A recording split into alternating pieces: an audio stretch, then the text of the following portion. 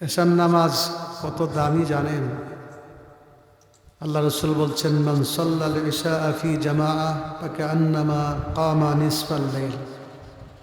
জামাতের সহিত যেই ব্যক্তি এশার নামাজ আদায় করবে সে যেন অর্ধেক রাত নামাজ পড়ার সওয়াব পাবে।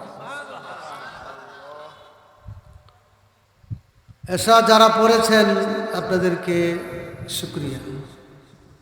আবার যদি শেষ রাতে উঠে ফজর নামাজ পড়েন জামাতে, তাহলে গোটা রাত ইবাদত করা, নামাজ পড়ার সওয়াব আপনাদের আমল নামায় লেখা হয়ে যাবে। এই জন্য সবকিছু হলো আমলের উপর নির্ভর করে।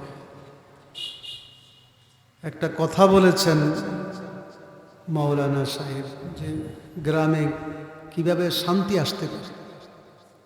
আমরা সবাই গ্রামের শান্তি চাই না? একজনই বলছে, জি আপনারা চান না? সবাই চাই। বলেন সবাই আমরা গ্রামের কি চাই? শুধু গ্রামের কেন, সারা দেশের শান্তি চাই। এই যে বিশৃঙ্খলা দেখা যাচ্ছে, একদল আরেক দলের পিছনে, আমরা বলবো সকলে ঐক্যবদ্ধ হয়ে দেশের শান্তির জন্য চেষ্টা করতে হবে। কথা ঠিক না ঠিক? দেশের শান্তি হলে আমরা শান্তি পাব। আমাদের গ্রামে, আমাদের সমাজে কিভাবে শান্তি আসবে? এক নম্বর, সবাই নামাজি হয়ে যাবে। সবাই যদি নামাজ পড়ি নিয়মিত 5 ওয়াক্ত জামাতের সাথে, সবাই পড়ব, আমি আমার পরিবারের সবাইকে নিয়ে পড়ব। আমরা ইমাম সাহেব, ওলামায়ে কেরাম, গ্রামের সবাইকে নিয়ে নামাজি হয়ে যাব। রাজি আছেন? বলেন রাজি আছেন? শুধু নামাজ পড়লে হয় না। অনেকে নামাজ পড়ে শুধু শুক্রবারে। কথা ঠিক না ঠিক? সারা সপ্তাহটা খবরও নাই, শুক্রবারে যায় নামাজ পড়ে। এই নামাজ হবে? এই নামাজ দ্বারা মুক্তি পাওয়া যাবে না, শান্তি পাওয়া যাবে না। আল্লাহ বলছেন, আল্লাযীনা আলা সালাতিহিম দাঈমুন, যারা সবসময় নামাজ পড়ে, প্রতিদিন পড়ে, দৈনিক 5 ওয়াক্ত পড়ে। আমি অনেক যুবক ভাইয়েরা, স্নেহের যুবক ভাইয়েরা আছেন, সবাইকে বলবো একটা কথা, পালন করতে রাজি আছেন? এই যুবকরা কথা বলে কেন? হ্যাঁ যুবকরা বলেন, কথা বলেন। একজন কো, দুইজন কো, সবাই বলেন। বস আপনাদের কাছে একটা জিনিস চাইব, টাকা পয়সা না, ভোট না, যে আমি দাঁড়াবো আপনারা ভোটটা দিয়েন। একটা জিনিস চাই, গ্রামের যুবক বৃন্দ সকলেই 5 ওয়াক্ত নামাজ মসজিদে পড়বেন। বলেন সবাই হাত তোলেন তো, সবাই হাত তোলেন, যুবকরা হাত তোলো, 2 টাকার হাত, 2 টাকার হাত। আল্লাহ তুমি হাতগুলি কবুল করো। আল্লাহ সবাইকে আল্লাহ তোমার ওলি বানায় দাও।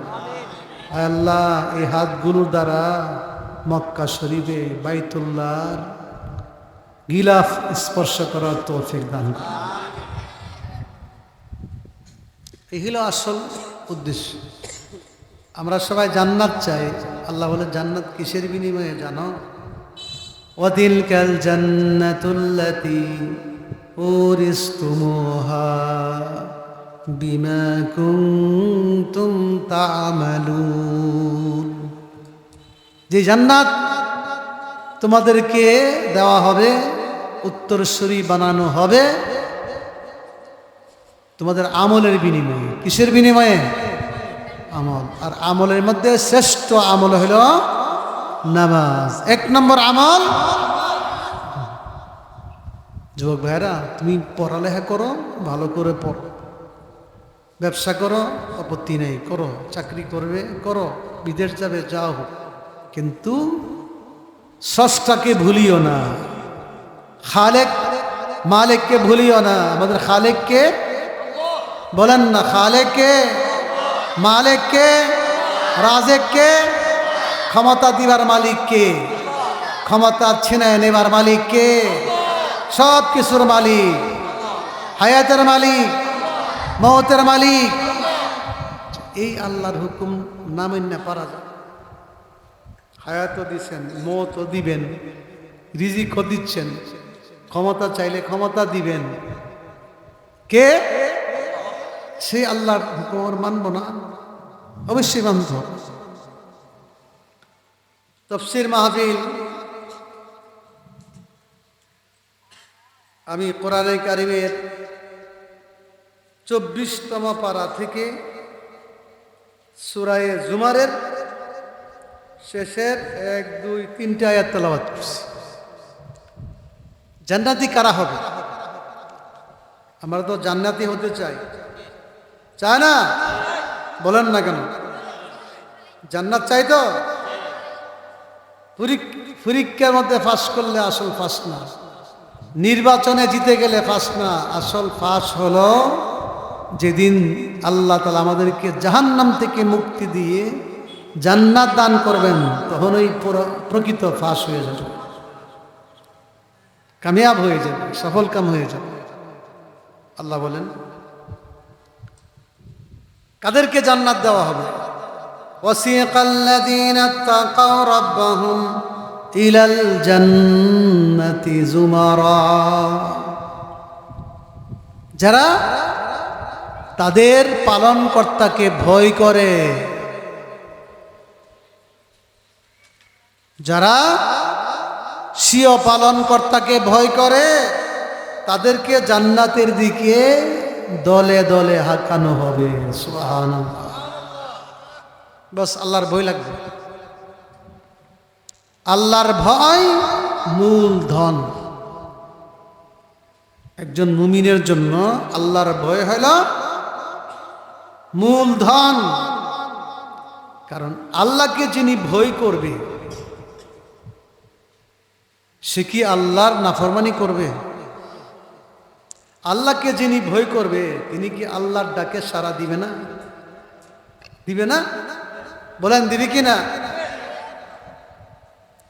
আল্লাহ তো প্রতিদিন আমাদেরকে ডাকতেছেন দৈনিক 5 বার। কখন ডাকে? আল্লাহ তাআলা দৈনিক 5 বার আমাদেরকে ডাকতেছেন তার ঘরে মসজিদে উপস্থিত হওয়ার জন্য। বিশ্বাস করেন না? কেমনে? মুয়াজ্জিনের জবান দিয়ে। মুয়াজ্জিন কি নিজের পক্ষ থেকে ডাকতেছেন না আল্লাহর পক্ষ থেকে?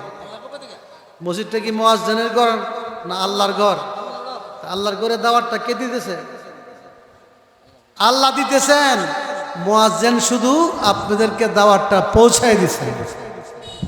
বাড়ির মালিক বহির্সভা করছে, এই একজন লোক ঠিক করছে বা ওনার ছেলে ঠিক করছে ঘরে ঘরে দাওয়াত দেওয়ার জন্য। দাওয়াতটা কি ছেলের নাকি ঘরের মালিকের? মালিকের। মুয়াজ্জিন সাহেব যে ডাকতেছে আল্লাহর ঘরে যাওয়ার জন্য, দাওয়াত দিচ্ছেন, ডাকতেছেন, এই ডাকটা কি মুয়াজ্জিনের পক্ষ থেকে না আল্লাহর পক্ষ থেকে?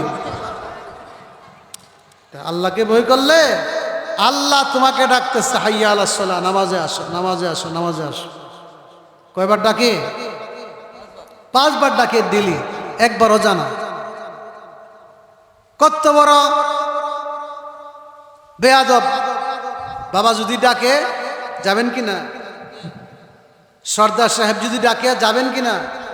না গেলে তো ফিডা তুলব। গ্রামের মেম্বার চেয়ারম্যান ডাকলে যাবেন কিনা? কিন্তু মেম্বার চেয়ারম্যান বাবা সর্দার বড় না আল্লাহ বড়?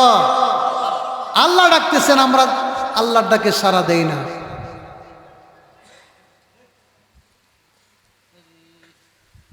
আল্লাহ ডাকেন কিন্তু আল্লাহর ডাকে আমরা সাড়া দিই না। তাহলে কত বড় নাফরমান, কত বড় নিমক হারাম। আল্লাহ রাসূল তো বলছেন যে এই ব্যক্তি আজান শোনার পরে মসজিদে গেল না, সে হলো বড় জালেম। বড় জালেম, বড় জালেম।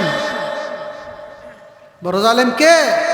যে ডাকাতি করেছে, যে খুদমাটা করেছে, না এর চাইতে আরো বড় জালেম হইল আজান কানে আজানের আওয়াজ পৌঁছেছে কিন্তু সে মসজিদে গিয়ে নামাজ পড়ে না, সে হইল বড় জালেম। তার প্রতি আল্লাহর লানত, রসুলের লানত। আজান শোনার পরে যে মসজিদে যান, তিরমিজির হাদিস, লানা রাসূলুল্লাহ সাল্লাল্লাহু আলাইহি ওয়াসাল্লাম সালাস, তিন ব্যক্তির উপর আল্লাহ নবীর লানত, অভিশাপ। হাইহা,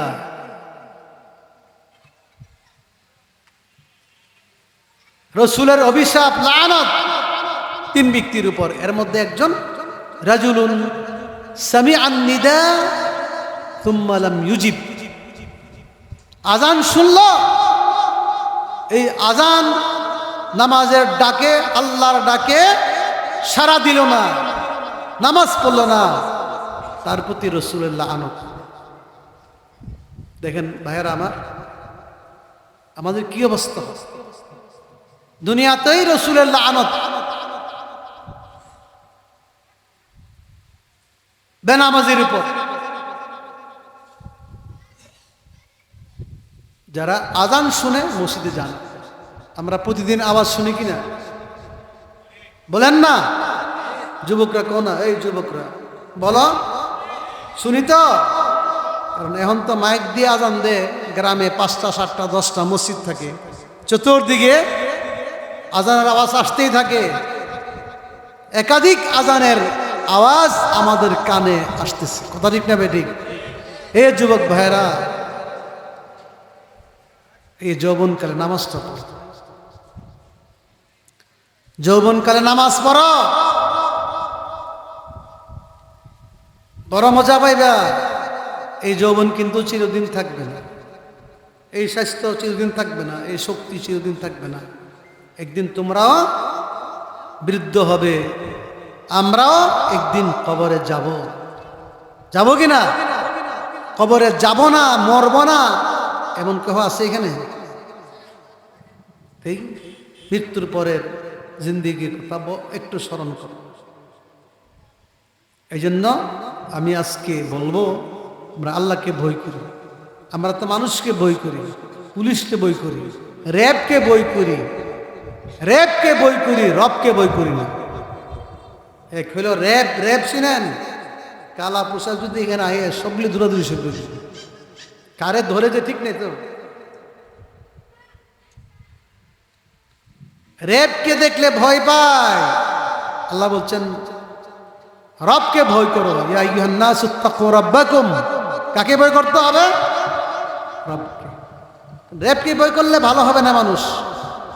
র্যাব কি সব জায়গাতে আছে? আরে বলেন না, সিন্দুরাতে র্যাব দিয়ে রাখবো 100 র্যাব, যাতে সিন্দুরার মধ্যে কোনো গন্ডগোল না হয়। প্রত্যেক গ্রামে র্যাব দিতে পারবে? এত র্যাব কি বাংলাদেশে আছে? এত পুলিশ কি বাংলাদেশে আছে? বাংলাদেশে না, পৃথিবীর মধ্যে নাই। আমেরিকা ধনী রাষ্ট্র, আমেরিকাতে এত কি নিরাপত্তা কর্মী পুলিশ আছে যে ঘরে ঘরে বাড়ি বাড়ি গ্রামে গ্রামে পুলিশ দিতে? সম্ভব না। তাহলে র্যাবকে দেখলে ভয় করে, র্যাব গেলে গা আর কি নাই, ভয় নাই। কিন্তু রব সব জায়গায় আছে। বলেন রব আছে কিনা? রবে দিনেও আছে, রাতেও আছে, প্রকাশ্যে আছে, গোপনে আছে, বাড়িতেও আছে, গাড়িতেও আছে, ঘরেও আছে, মসজিদেও আছে, অফিসে আছে, আদালতে আছে, রাস্তাঘাটে সর্বত্র রব অর্থাৎ আল্লাহ পালন করতে আছেন কিনা? জুড়ে জুড়ে বলেন আছেন কিনা? কথা বলেন না কেন? আমি কি মিথ্যা কথা বলতেছি? আল্লাহ সর্বত্র বিরাজমান আছে কি আছে না? আল্লাহ বলেন ওয়াহুয়া মাকুম, ওয়াহুয়া মাকুম আইনামা কুনতুম ওয়াল্লাহু বিমা তা'মালুনা বাসীর। ওহু মাকুম, আল্লাহ তোমাদের সাথে আছেন যেখানেই থাকো, দিনে রাতে, প্রকাশ্যে গোপনে, রাস্তা ঘাটে, অফিসে আদালতে, দোকান পাটে, স্কুলে কলেজে। কোন জায়গা বাদ আছে? সব জায়গাতেই তোমার সাথে তোমার সৃষ্টিকর্তা আছেন, দেখতেছেন। তোমাকে দেখেন, তোমার কথা শুনেন, জোরে বললেও শুনেন, আস্তে বললেও শুনেন, না বললেও জানেন। কথা বোঝা নাই? আমরা তো জোরে বললে শুনি, আস্তে বললে শুনি। আল্লাহকে আমি জোরে বললেও শুনি, আস্তে বললেও শুনি, না বললেও জানি। আল্লাহ বলেন ওয়াইন তাজহার বিল কওলি ফাইন্নাহু ইয়ালামুস সিররা ওয়া আখফা। হে যুবক, তুমি জোরে কথা বলো, আল্লাহ শুনেন, আস্তে বলো শুনেন। ফাইন্নাহু ইয়ালামুস সির, বলো না, অন্তরে গোপন রেখেছো। রহস্য গোপন রহস্য অন্তরে আছে, তুমি ছাড়া কেহ জানে না। আল্লাহ বলেন আমি জানি। সুবহানাল্লাহ। জানে কিনা? আপনার ভিতরে এখন কি কল্পনা হইতেছে বলতেছেন না, ভিতরে ভিতরে আছে। আপনারটা আমি জানি। আপনার পাশে যে বসছেন যে হুজুর, উনি জানে। হ্যাঁ, রাত্রে বিবির সাথে যে ঘুমাইছেন, আপনার ভিতরে কি বিবি জানে না, বিবির ভিতরে কি আপনি না বললে কি আমরা জানি কিছু? কিন্তু আল্লাহ বলেন আমি জানি। তোমার ভিতরে কি আছে কল্পনা হইতেছে। ফাইন্নাহু ইয়ালামুস সির, সির মানে গোপন রহস্য, তুমি ছাড়া কেহই জানে না। আল্লাহ বলেন আমি তোমার অন্তরের গোপন রহস্য জানি। সুবহানাল্লাহ।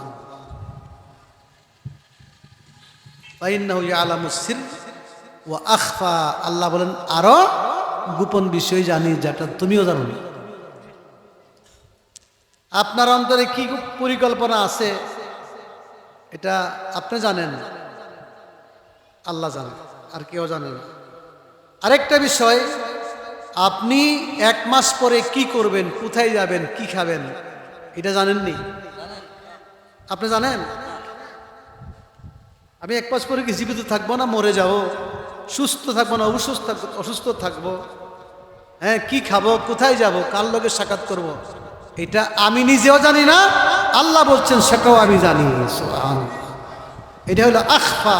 আখফা মিনাস সির, গোপন বিষয় থেকে আরো গোপন। গোপন বিষয় তো আপনি জানেন, আর কেউ জানে না, আল্লাহ জানে। গোপন থেকে আরো গোপন। আগামী বছর এই দিনে তুমি কি করবা, কি খাইবা, কই থাকবা, বাঁচবে না মরবে, কে হয়, আমারটা আমি জানি না। আল্লাহ বলছেন আমি জানি। সুবহানাল্লাহ। সেই আল্লাহ থেকে গোপন হওয়ার কোনো ব্যবস্থা আছে? নাই।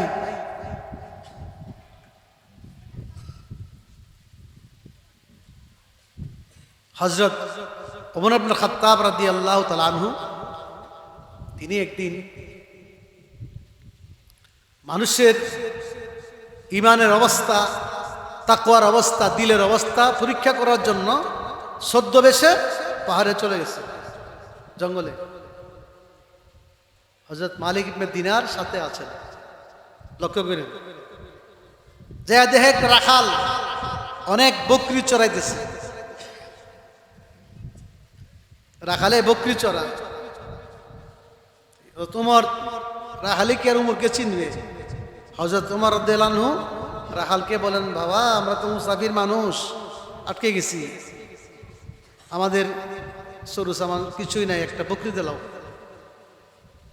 একটা বকরি আমাদেরকে তুমি দান করো, হাদিয়া দাও। সে গোলাম বলতেছে, আমি তো গোলাম, আমি কৃতদাস, আমি এই বকরির মালিক না, মালিকের অনুমতি ছাড়া আপনাকে বকরি দিতে পারবো না।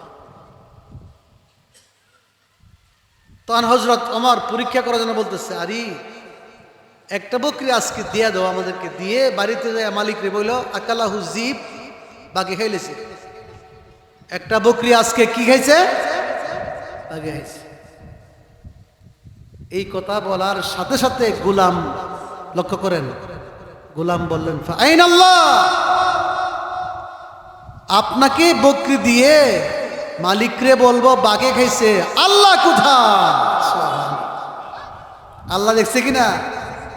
এই বকরি কি বাগে খাইলো না আমি আপনাকে দিলাম? আল্লাহ দেখে কিনা? আল্লাহ সব দেখেন, মালিক দেখে না, আল্লাহ দেখেন। মালিক তো এখানে নাই, মালিক তো বাড়িতে, কিন্তু আল্লাহ আছে না।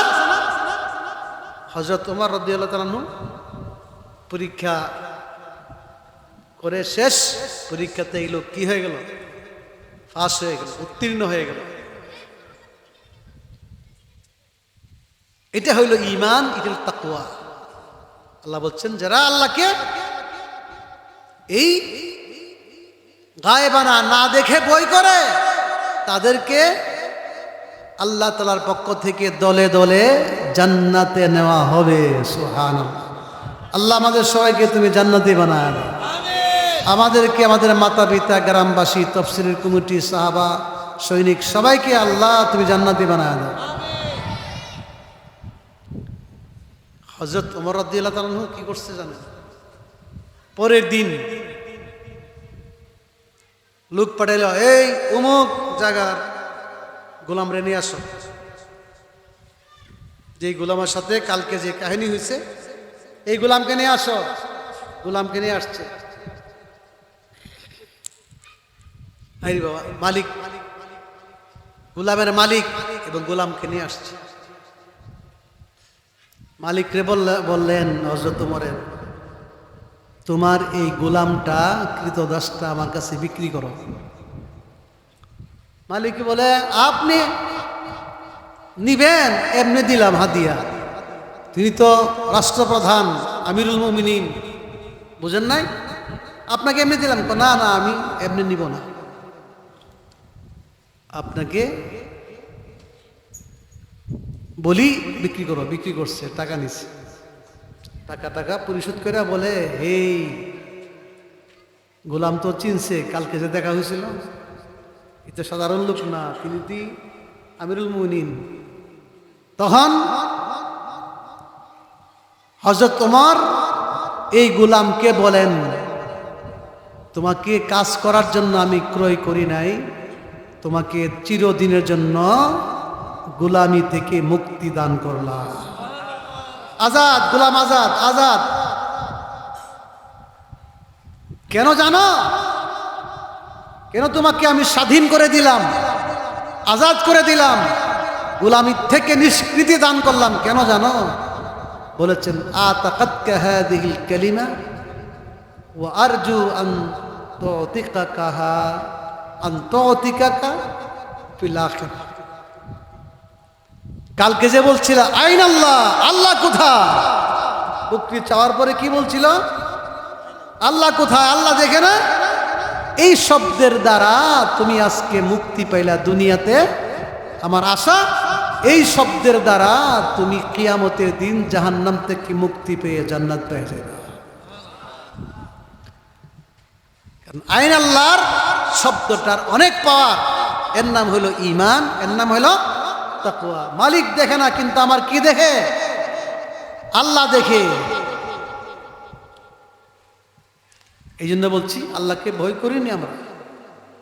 পুলিশ বই করি, র্যাব বই করি, আর্মি দেখলে বই করি, বাবা দেখলে বই করি, সর্দার, মেম্বার, চেয়ারম্যান দেখলে বই করি, কিন্তু আল্লাহ যে আমার সঙ্গে সবসময় আছে, সে আল্লাহকে আমরা কি করি না? ভয় করি না। ভয় করো, ভয় করো, নামাজ পড়ো। এ যুবক, আল্লাহ রাসূল বলছেন, যেই যুবক যৌবনকালে আল্লাহকে ভয় করবে, নামাজ পড়বে, আল্লাহর হুকুম মেনে চলবে, তাকে আল্লাহ তাআলা কিয়ামতের দিন আরশের নিচে স্থান করে দিবেন। আরশের ছায়া, সেদিন কোনোদিন কোনো কিছু ছায়া থাকবে না। আরশের ছায়া ছাড়া আর কোনো কিছু ছায়া থাকবে। প্রাণের যুবক ভাইদেরকে বলবো, থেমে যাও, আর না সামনে, আর গুনাহ না। যা গুনাহ করেছ তওবা করো। আমরা যা গুনাহ করেছি, মহিলারা যা গুনাহ করেছি, তওবা করেন। আল্লাহ তাআলার বড় মেহেরবান। আল্লাহ বলছেন, যদি দিল থেকে তওবা করো, তোমার দুনিয়া সমান গুনাহ থাকলেও আমি আল্লাহ মাফ করে দিব। তিরমিজির হাদিসে কুদসি, ইয়া ইবনে আদম লাউ বালাগাত যুনুবুকা আনানাস সামা সুম্মা তাস্তাগফিরুনি সুম্মা তাস্তাগফিরুনি গফারতু লাকা ওয়ালা উবালি। আল্লাহ নিজে বলেছেন, তিরমিজিতে আছে, হাদিসে কুদসি মানে আল্লাহর বাণী।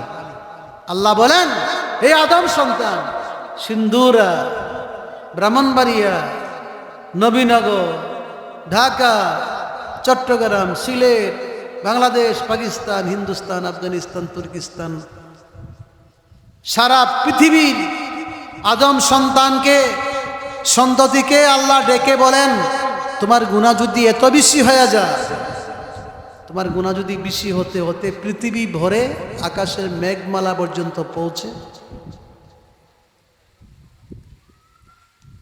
পরে লজ্জিত হয়ে আমার কাছে মাফ চাইলাম যে আল্লাহ, আল্লাহ ভুল করেছি, লজ্জিত, আর হবে না, মাফ করে দেন। আল্লাহ বলেন, এতটুকু কথা দিল থেকে বললে আমি সারা পৃথিবী ভর্তি আকাশের মেঘমালা পর্যন্ত গুনাহগুলো সব মাফ করে দিব। মাফ চাও, আল্লাহ ডাকেন, ইন্নাল্লাহা ইয়াবসুতু ইয়াদাহু বিল্লাইলি লিয়াতুবা মুসিআন নাহার ওয়া ইয়াবসুতু ইয়াদাইহি বিন্নাহারি লিয়াতুবা মুসিআল লাইল। রাতের বেলা আল্লাহ তাআলা দুইটা কুদরতের হাত প্রসারিত করে দেন, দিনে যারা গুনাহ করছে এরা তওবা করলে তাদের তওবা কবুল করার জন্য হাতগুলো প্রসারিত করে দেন। সুবহানাল্লাহ। আবার দিনের বেলা হাত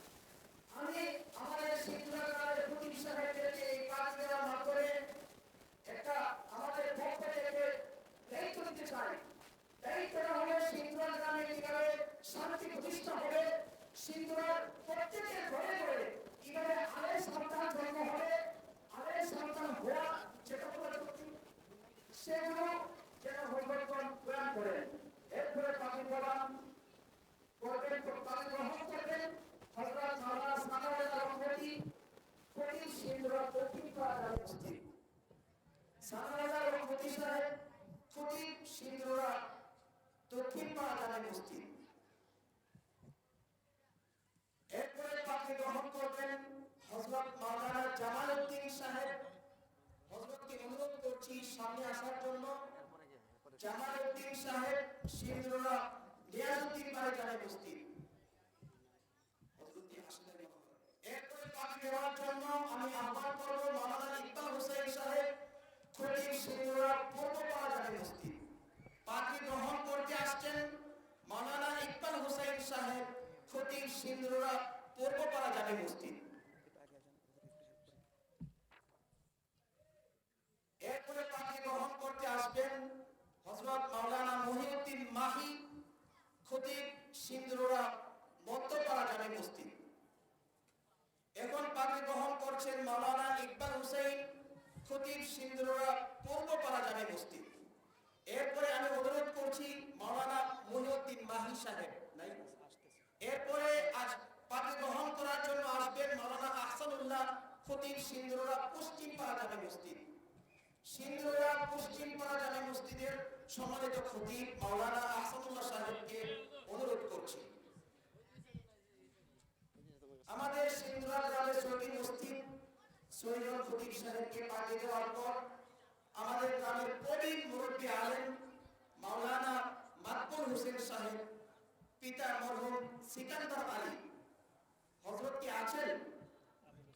তারপরে আমি অনুরোধ করব পাকি গ্রহণ করার জন্য মাওলানা আবুল হোসেন সাহেব পিতা মরহুম সফিউল্লাহ। আচ্ছা, তাদের দেওয়া হয়েছে। পাকি গ্রহণ করার জন্য সিন্ধুর প্রবীণ আলেম হযরতুল আল্লাহ মাওলানা আবুল হোসেন সাহেব পিতা মরহুম সফিউল্লাহ হযরতকে অনুরোধ করছি সামনে আসার জন্য। হযরত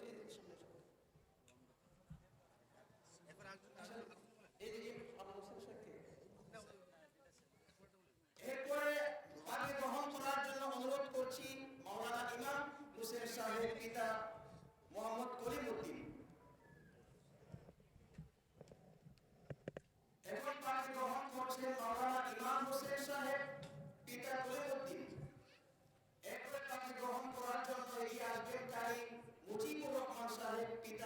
মরহুম ইব্রাহিম মিয়া।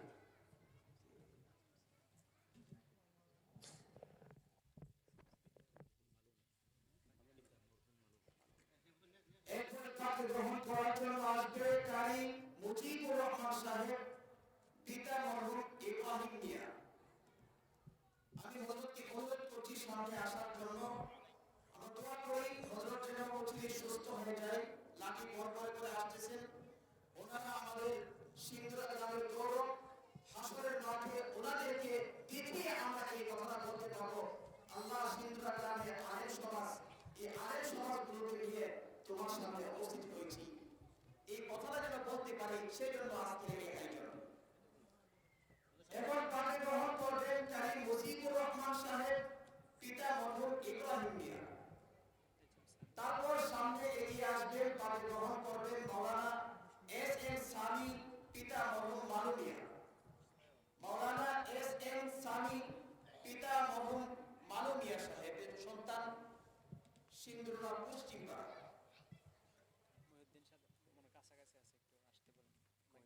আমাদের সিন্দুরনা মধ্যপাড়া চালু মসজিদের সম্মানিত খতিব মাওলানা মহিউদ্দিন মাহি সাহেবকে অনুরোধ করব, হয়তো আপনি আমাদের একেবারে কাছাকাছি চলে আসছেন, একটু দ্রুত চলে আসলে ভালো হয়।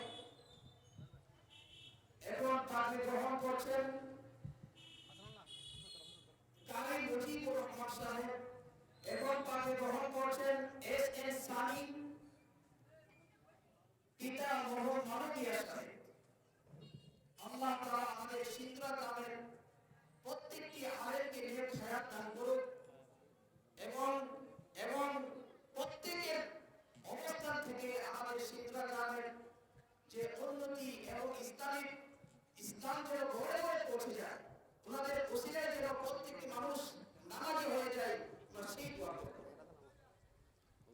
এখন আমাদের মাঝে মাঝে গ্রহণ করবেন সিন্ধুরা সাহাবা শরীফ ইসলামী যুব সংঘের স্থপতি, সিন্ধুরা গ্রামের কৃতি সন্তান হযরত মাওলানা মুফতি সাইফুল ইসলাম কালামি দাওয়াত বারাকাতুহু। হযরত মাওলানা মুফতি সাইফুল ইসলাম কালামি দাওয়াত বারাকাতুহু, পিতা জনাব আবুল কালাম সাহেব। এখন তাকে গ্রহণ করছেন মুফতি সাইফুল ইসলাম কালামি সাহেব, আমাদের সাহাবা শরীফের অন্যতম একজন মানুষ। আল্লাহ তাআলা যেন ওনার কর্তে এবং হায়াতে যেন বরকত দান করে, আমরা সবসময় সেই দোয়া করব। বাকি আপনারা জেনে খুশি হবেন যে আমাদের সাহাবা শরীফের পক্ষ থেকে 63 জনকে বাকি দেওয়া হবে। আজকে মোটামুটি 12 জনকে প্রায় বাকি দেওয়া শেষ। বাকি বাকিগুলো আমরা আগামীকাল দেব ইনশাআল্লাহ। হযরতকে ধন্যবাদ। সম্মানিত মুসলিমবৃন্দ,